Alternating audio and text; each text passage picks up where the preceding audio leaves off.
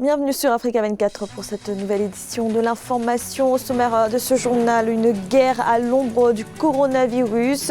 Alors que la communauté internationale est préoccupée par la pandémie de Covid-19, les combats se sont intensifiés en Libye. Le gouvernement d'union nationale a annoncé bombarder les positions des forces du maréchal Haftar autour de Tripoli.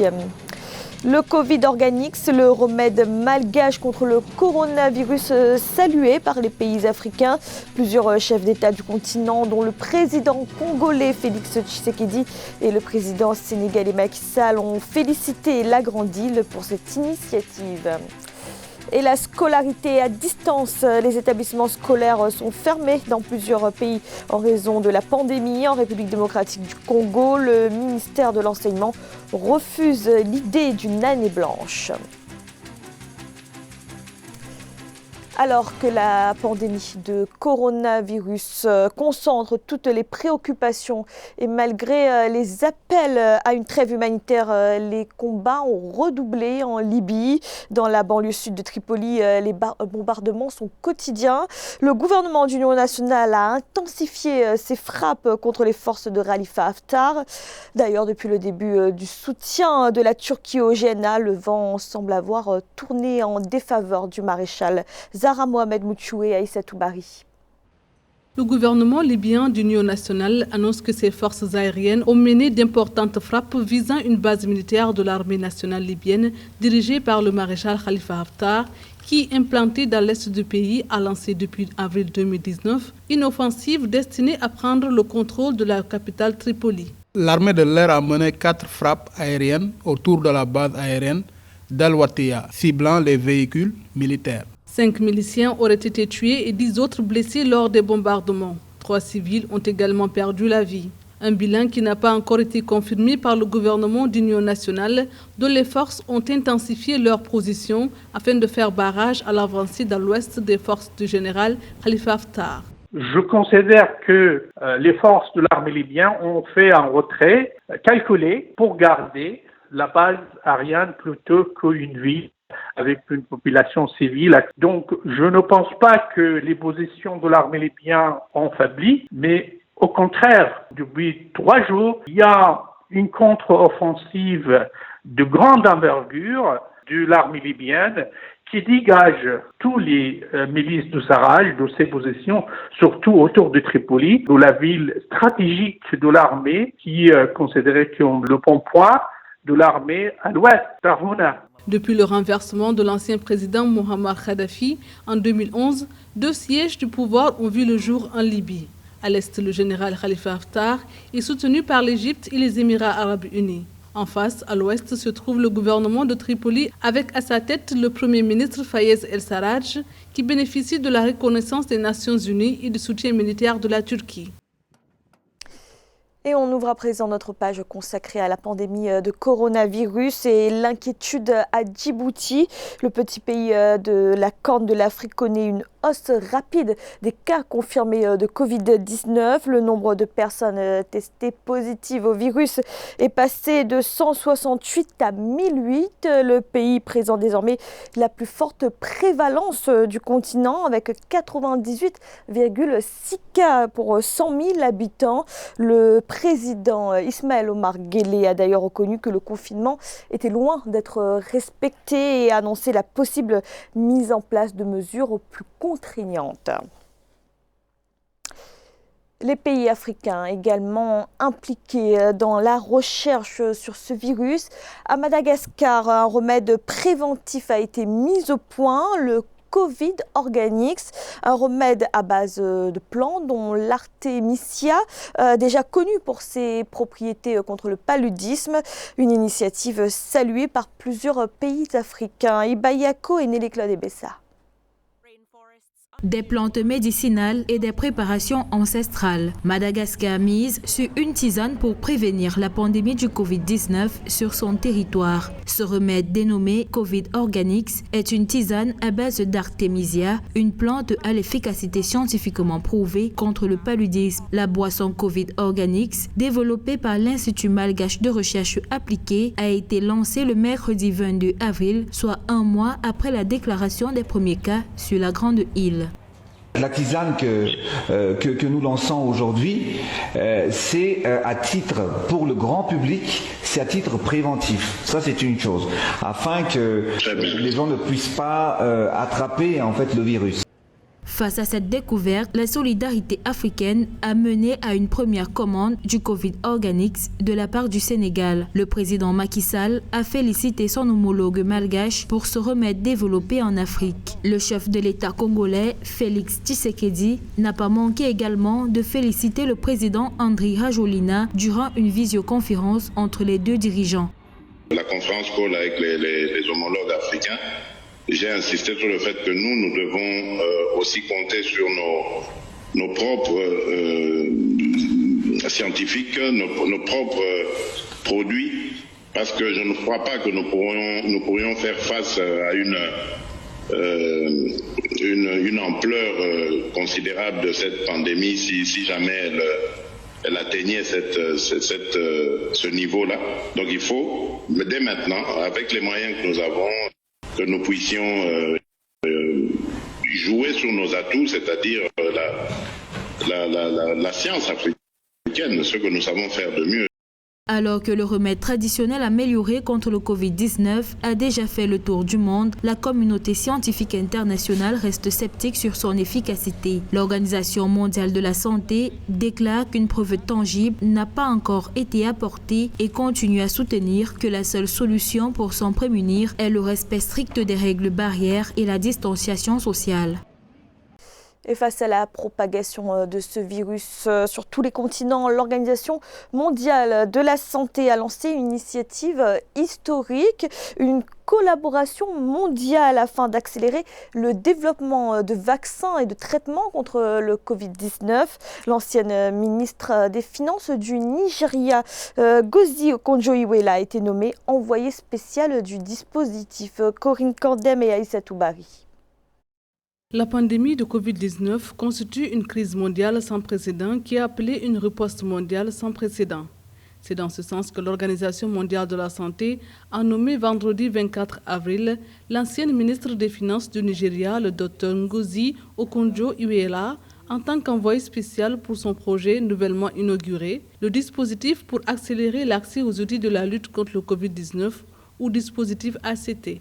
Elle doit servir aux côtés du chef d'entreprise britannique Sir Andrew Whitty dans la même fonction pour mobiliser l'engagement international envers l'initiative. Le choix est tout à fait objectif parce que c'est une ancienne du système des Nations Unies et aujourd'hui elle est issue d'un pays, le Nigeria, qui est quasiment la première économie en Afrique. Et le Nigeria semble être le pays le plus affecté en Afrique subsaharienne. Donc le choix de cette auguste économiste qui a travaillé au sein de la Banque mondiale et dans beaucoup d'organisations des Nations Unies pourra permettre de mobiliser des financements dans le but alors de lutter également contre cette pandémie. C'est un choix qui est tout à fait juste. Le dispositif ACT est une collaboration internationale visant à accélérer le développement, la production et la distribution équitable des médicaments Covid-19, des kits de tests et des vaccins à travers le monde. Le Conseil de sécurité des Nations Unies a réaffirmé le principe d'équité et d'égalité de tous par rapport à un vaccin contre le Covid-19. La majeure partie notamment des victimes de Covid-19 reste dans les pays occidentaux. Donc évidemment, l'urgence aujourd'hui de l'Organisation mondiale de la santé, c'est de pouvoir régler également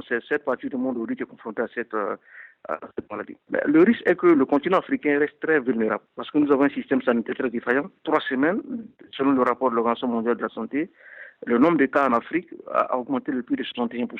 L'OMS appelle la communauté mondiale et les dirigeants politiques du monde entier à soutenir cette collaboration historique. Aux donateurs, la fourniture des ressources nécessaires pour accélérer la réalisation des objectifs de cette collaboration mondiale est plus que jamais cruciale. L'organisation va d'ailleurs lancer à cet effet une campagne continue de collecte de fonds qui va débuter le 4 mai 2020. La pandémie de coronavirus qui impacte les économies africaines.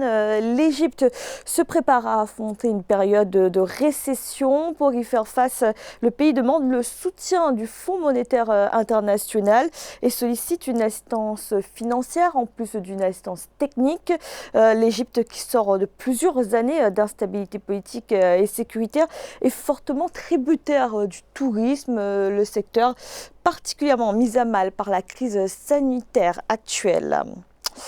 Et autre domaine perturbé par la pandémie, l'éducation. Dans plusieurs pays du continent, les établissements scolaires sont tout simplement fermés. En République démocratique du Congo, les autorités sont préoccupées par la continuité de l'enseignement. Un enseignement qui se fait aujourd'hui à distance. Reportage de notre correspondant Jacques Amboka. En République démocratique du Congo, on est à plus d'un mois depuis la suspension des écoles à cause des Covid-19. À 2 mois de la fin de l'année scolaire, le calendrier scolaire 2020-2021 est profondément perturbé. Mais pour les autorités du ministère de l'enseignement primaire et secondaire, il faut écarter toute éventualité d'une année blanche. Nos élèves de 6e année secondaire doivent se préparer à l'examen d'État.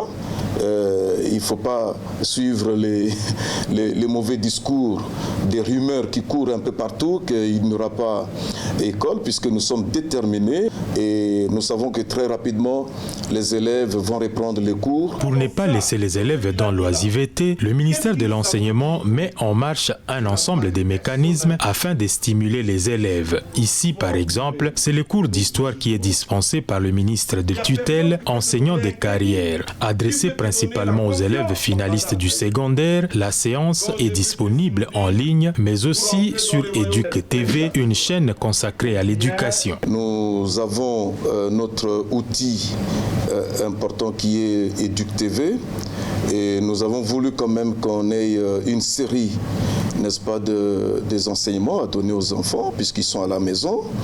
Au lieu qu'ils se prélassent à faire autre chose, ils doivent être occupés pour la continuité, n'est-ce pas, de cette formation. L'initiative des cours à distance est certes bonne. Cependant, l'accès à l'électricité et Internet reste un casse-tête pour bon nombre de familles, ce qui, aux yeux d'observateurs, amenuise la chance du succès de cette initiative dans la mesure où beaucoup d'élèves ont des difficultés pour vivre cette expérience. Dans le reste de l'actualité, l'une des pire saison agricole de son histoire pour le Maroc. Le pays devrait enregistrer une baisse de 42% de sa production céréalière en 2020. Des prévisions que le ministère de l'Agriculture tente toutefois de nuancer. Le PIB agricole ne devrait pas en principe diminuer de plus de 5%. Corinne Kandem et Nelly Claude Bessa. Le ministère marocain de l'Agriculture estime la production des 3 principales céréales du pays, à savoir blé tendre, blé dur et orge, à 30 millions de quintaux pour la campagne agricole 2019-2020. Le chiffre représente une baisse de 42% par rapport à la saison 2018-2019. La production céréalière prévue comprend 16,5 millions de quintaux de blé tendre, 7,5 millions de quintaux de blé dur et 5,8 millions de quintaux d'orge.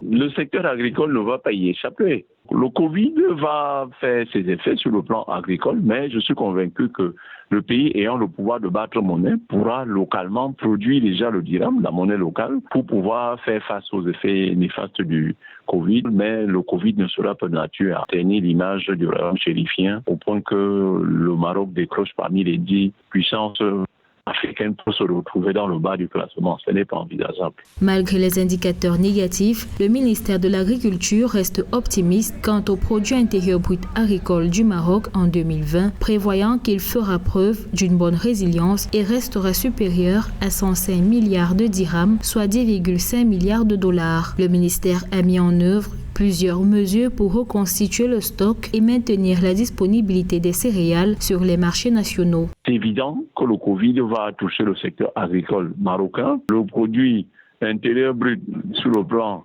du secteur primaire, c'est-à-dire le secteur agricole, va souffrir des effets négatifs du Covid. Mais dans l'ensemble, le Maroc a les ressources suffisante et nécessaire pour pouvoir faire en sorte que l'opinion garde l'image d'un royaume chérifien toujours debout, capable de s'occuper de sa population, surtout parmi les plus fragiles.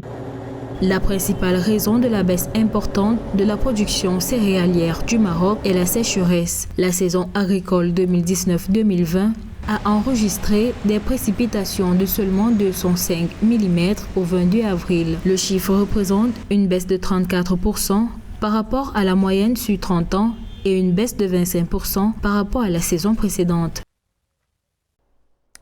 C'était le journal de la rédaction. Merci de l'avoir suivi. Retrouvez dans un instant une nouvelle édition de l'information.